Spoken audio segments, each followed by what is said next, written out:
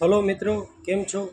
હું આજે આપણા બાળકો વિશે બે શબ્દ કહેવા માગું છું કે આપણે આપણા બાળકોને હરેક સુખ સુવિધાઓ આપીએ છીએ, પણ બાળકોના મનની વાત આપણે ક્યારેય સમજી નથી શકતા. જેમ કે હરેક વ્યક્તિ જન્મે ત્યારે પોતાની અંદર કોઈને કોઈ શક્તિ લઈને જન્મે છે, જે શક્તિને આપણે ક્યારેય ઓળખી નથી શકતા.